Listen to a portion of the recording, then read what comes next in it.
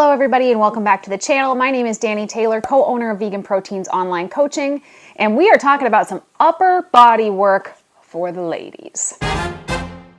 Have you ever been to the gym and you saw a woman doing hip thrusts one day, and then the next day you come to the gym and she's doing squats, and the next day you come to the gym and she's doing Bulgarian split squats, and the next day you come to the gym and she's doing step ups or leg curls? Or there are so many women who are just obsessed with training their lower body. And I get it. Every single one of us wants a really nice, shapely glutes, hamstrings, quads, calves.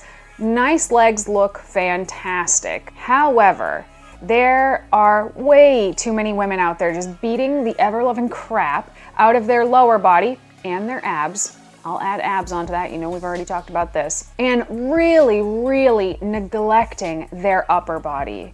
Or if women are training their upper body, a lot of times, they're hip thrusting 250 pounds and then shoulder pressing the 10-pound dumbbells. They're not bringing the same intensity to their upper body as they are to their lower body, because a lot of times they're trying to build this type of physique that we've seen with like a nice little waist and a big butt and nice legs. And I understand what people are going for, but a lot of times I feel like women are missing the mark for a few reasons, aesthetically and also health-wise. So let's get into why. When you neglect your upper body, you really risk worsening your posture. It's very important to maintain healthy posture throughout your life if you want to have a vibrant, healthy, high quality of life all the way into old age. Poor posture over the course of decades can lead to so much pain and suffering in someone's day-to-day life. And in order to have good posture, yes, it's important to have strong glutes and a good core, but it's also important to have a strong back and good rear delts. So not having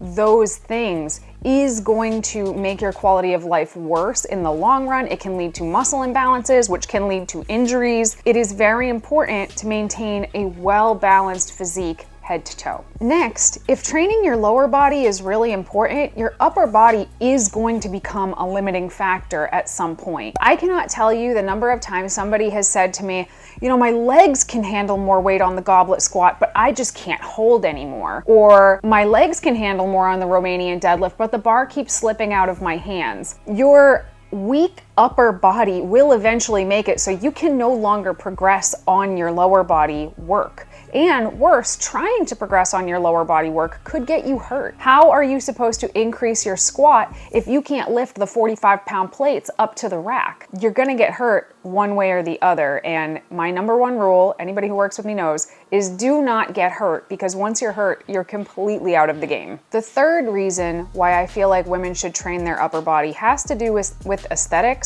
And obviously this is my opinion, because we all have different ideas of what looks good or not, but a lot of women I think are shooting for one thing and getting something else. So that's why I'm bringing it up. There's a high number of women who are naturally pear-shaped. And a lot of women have this idea that training their lower body is gonna slim their lower body, which is not possible. Spot treatment for fat loss is not possible. Now, if you happen to store a majority of your fat in your lower body and you come into a calorie deficit in a fat loss phase, you will lose fat from your lower body, but it's not the strength training your lower body that is going to make that area of your body look slimmer. In fact, if you're building muscle in your lower body, there's a possibility that it could actually end up looking bigger, which isn't necessarily bad unless that's not your goal. It's very easy for somebody who is naturally pear-shaped to just train their lower body and their abs and become more pear-shaped, which again is fine if that's your goal, but if it's not your goal, you don't want to do this. When you train your upper body, when you build up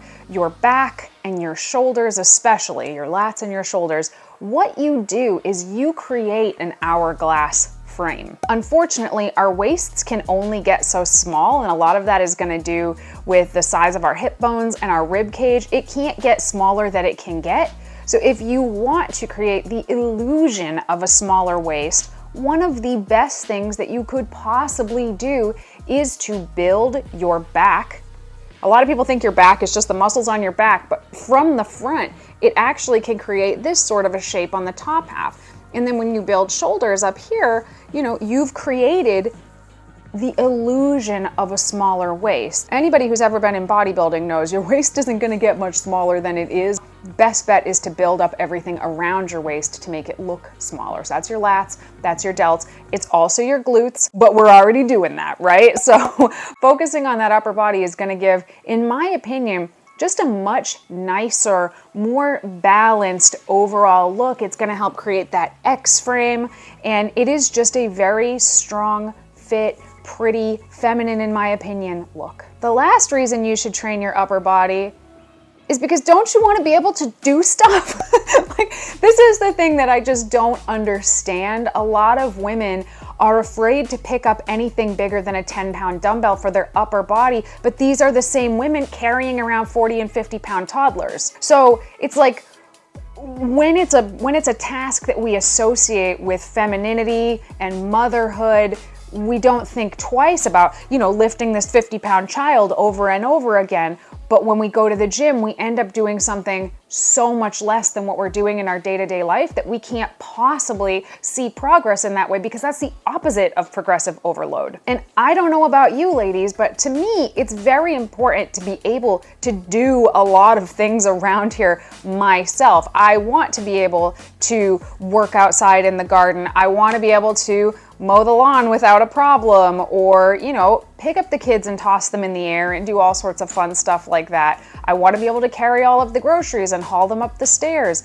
These are things that are really important to me now, and I assume they're only gonna become more important to me as I get older. And if I didn't train my back and my shoulders and my chest and my arms, I know for a fact that I wouldn't be able to do a lot of the things that I really enjoy doing now, and I would be much more likely, like I mentioned in point 1, to get hurt.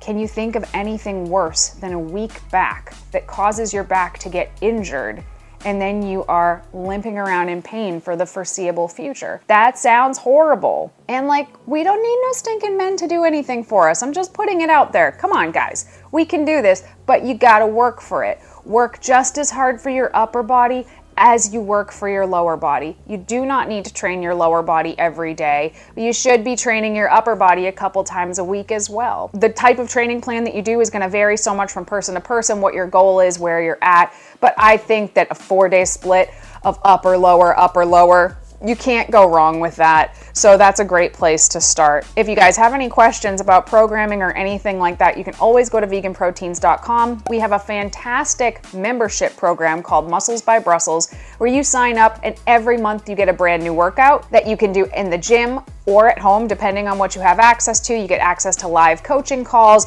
you get access to all of our recipes and our meal planner. You can be part of our book club, part of our awesome Facebook community of other people in the membership, and it's only $29 a month. So if you want to check that out, I'll leave the link in the description down below. What do you guys think about this? Do you like training upper body? Do you hate training lower body? Because that's me. I hate training lower body. I have to force myself to train lower body, but that seems to not be the general consensus amongst many of the women that I know. So let me know what you think. Anything you want to see, leave it in the comments down below. Go ahead and like the video, subscribe, hit the bell, all the things I'm supposed to tell you to do at the end of a YouTube video, and we'll talk to you soon. Bye.